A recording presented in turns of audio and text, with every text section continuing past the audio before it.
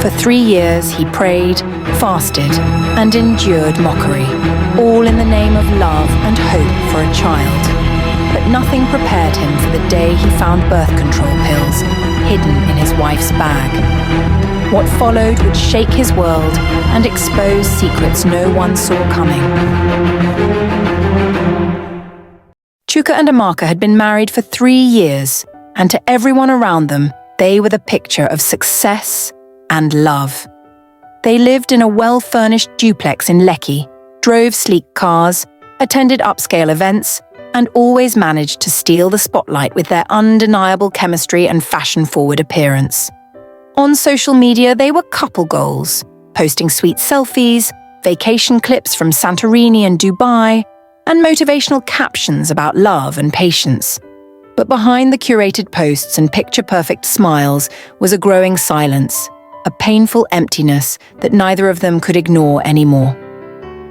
Every morning began with quiet glances and unspoken questions.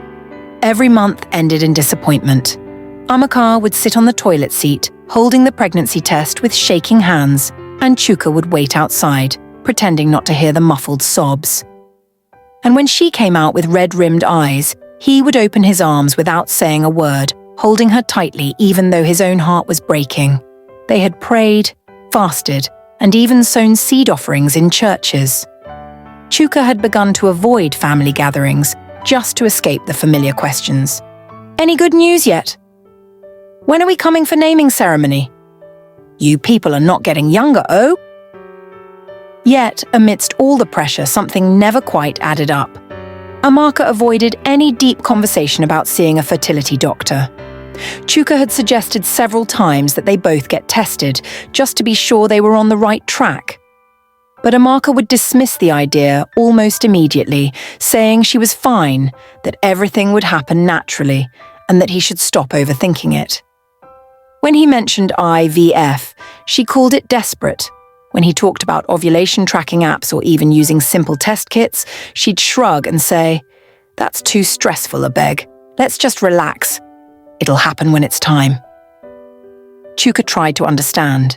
He wanted to give her space and respect her approach, but it gnawed at him daily. He was a man under pressure, bearing the unspoken judgment of friends and family who looked at him with pity and sometimes even disrespect. His own mother had pulled him aside recently and warned him that he might be wasting his time with a woman who couldn't give him children.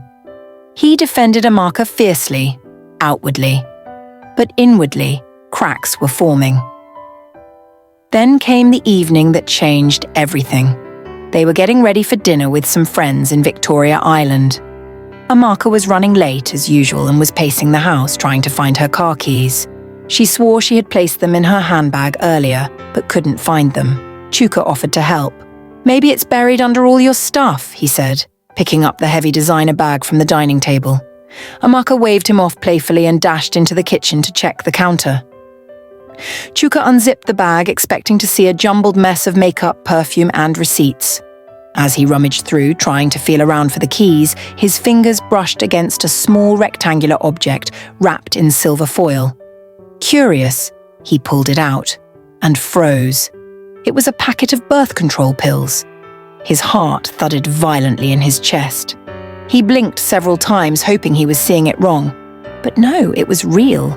The pills were there with recent expiration dates, and half the pack already used.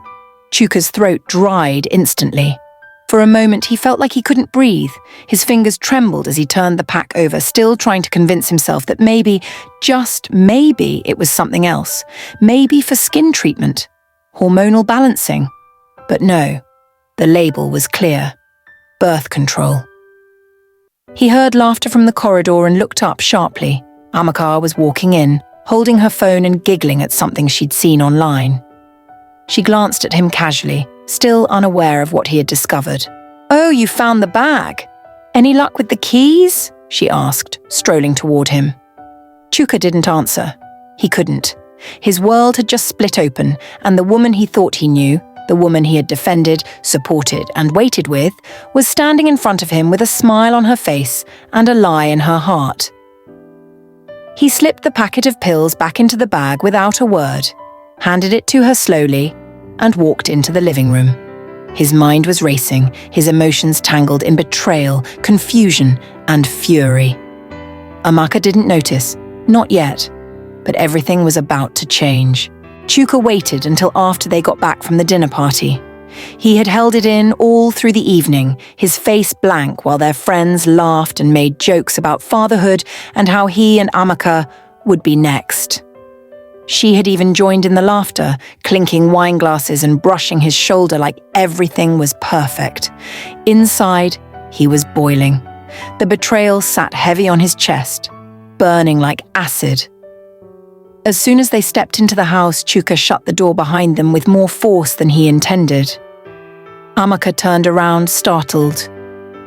"What is it?" she asked, noticing his stiff demeanor. He didn't answer. Instead, he walked over to the dining table, picked up her bag again, and pulled out the packet of birth control pills, placing them between them like evidence in a courtroom. "What is this?" he asked, his voice low but cold. Amaka blinked, then smiled weakly. "Those? Babe, it's nothing. They're old. I must have forgotten to throw them out." Chuka's eyes didn't move. "Old?" he asked. "Are you sure?" She reached for the pack, but he grabbed it before she could touch it. "Manufactured 3 months ago. Half of it used. Do you still want to say it's old?" Her face tightened. It's not what you think." "Then tell me what it is, Amaka," he snapped, his voice rising. "Because for 3 years, I've been waking up every day blaming myself. I've let people mock me, my mother insult me, my friends pity me. We've been going from church to church, fasting, crying to God, only for me to find this in your bag." Amaka looked away, silent.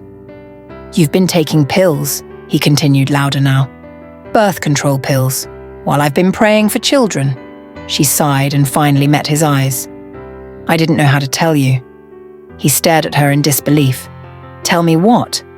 "I don't want children right now," she said, her voice steady but quiet. "I'm not ready." Chuka took a step back like her words had slapped him. "You're not ready?" She nodded slowly. "My business is just getting off the ground. Things are finally working for me. I'm traveling, networking, building. A baby would change everything." "So you thought lying was better?" he shouted. "You let me think something was wrong with us. You let me beg God for what you were preventing the whole time." "I didn't know how to tell you," she shouted back. "You're a Nigerian man. The moment I said I didn't want children, you'd start treating me like I'm less of a woman. You wouldn't understand, nobody would. So I played along." She started pacing. "I pretended to cry. I went for those stupid herbal remedies. I faked everything because I didn't want to lose you. But I couldn't lose myself either." Chuka sat down, shaking his head. "You already lost me the moment you decided to lie. For 3 years, Amaka." "You don't get it," she said, tears brimming in her eyes now. "Every woman is not dying to be a mother the moment she gets married. I wanted time, but this society doesn't give us that. I had to choose between being the wife you needed and the woman I wanted to be. I tried to balance both. I failed." The room was silent for a moment, heavy with the weight of everything that had just been said. Chuka stared at her like he didn't recognize the woman in front of him anymore. His chest felt tight. All the nights he had stayed up thinking he was the problem, all the shame he had carried, he had done it all for nothing. "My mum told me to take another wife," he said quietly. "I told her no, that my wife is everything I want. I stood for you." Amaka swallowed hard.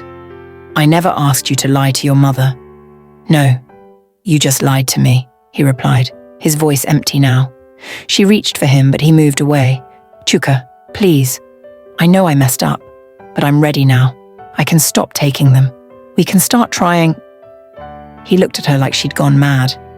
"You think it's just about having a baby now? What about trust? What about honesty?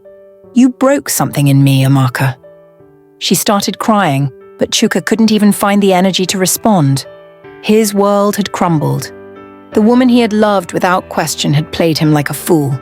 The worst part wasn't even the lie, It was that she didn't trust him enough to tell him the truth from the beginning.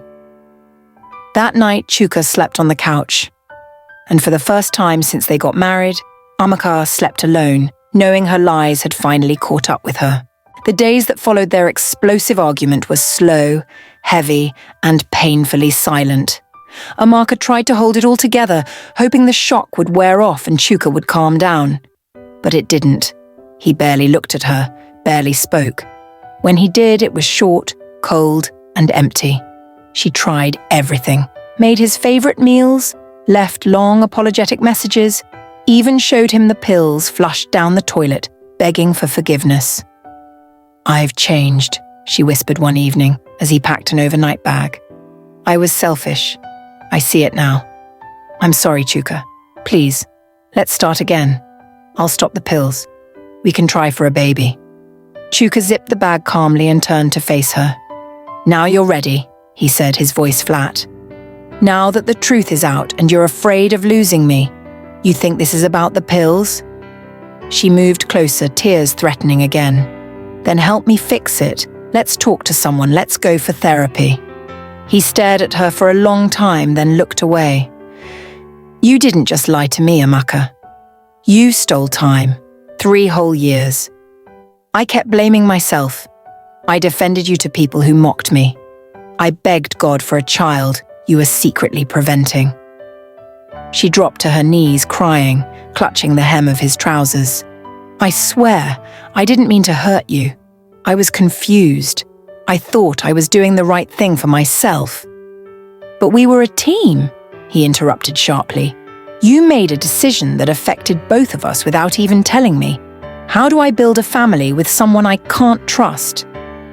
He walked out that night. By the next morning, he had moved into a serviced apartment in Ikoyi. Amaka called, texted, begged. He didn't respond. Not once. Days became weeks. People started noticing. Some family members intervened, calling Chuka to plead on Amaka's behalf. But he remained distant, telling them it was deeper than anyone could understand. Amaka began to drown in whispers. Friends she thought were on her side began to gossip behind her back. Some called her selfish. Others said Chuka should have been more assertive from the beginning. The real shock came 3 months later. A picture surfaced on Instagram.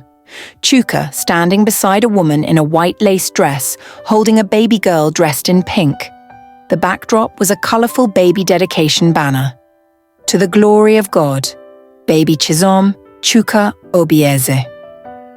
The woman beside him was Ijoma, his former colleague and longtime friend. Her smile was soft and genuine. The baby looked just like Chuka. At first, people assumed it was a cousin's child or a friend's celebration. But it wasn't. It was his child, his daughter, born just weeks after he left Amaka.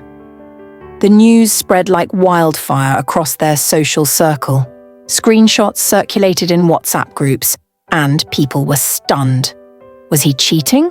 Was he already in a relationship while still married? The timelines didn't fully make sense, but as the rumors swirled, a clearer story began to emerge. While his marriage was slowly falling apart, Chuka had found solace in Ijoma's friendship. They had always stayed in touch since their office days, meeting for lunch occasionally, sharing jokes on WhatsApp. She had been a quiet presence in his life, someone who truly listened. During his lowest moments, when he couldn't talk to his wife, Ijoma had become his confidant. According to someone close to them, Chuka and Ijoma had gotten closer a year before the marriage finally collapsed. But there was no affair, at least not in the physical sense. It was emotional, 2 broken people leaning on each other. Ijoma had always made it clear she wanted a family, and when Chuka found out she was pregnant, he was shocked, but not angry. In fact, it gave him clarity. He didn't want to continue in a home built on lies when a real chance at family had been placed in front of him. He took full responsibility for his actions. Quietly, respectfully. He didn't blast Amaka. He didn't gloat. He simply moved on with a new chapter, one filled with the peace he had begged for. As for Amaka, she watched from afar, alone. She had spent weeks believing he would come back, that once his anger cooled, he'd return. But now he had a child, a family, something she had once convinced herself she didn't need, until it was too late. She sat in her living room one evening, scrolling through the photos from the dedication. Chuka looked happy, genuinely happy. She recognized that smile. It was one he hadn't worn in years, not even with her. And Ijoma? She looked like the kind of woman who'd never play games with time. Tears spilled down Amaka's cheeks, but this time there was no one to wipe them. She had thought she could control the pace of life, bend time to her will, and choose when to play the role of a wife, a mother, a partner. But life had its own rules, and now when she was finally ready, it was too late.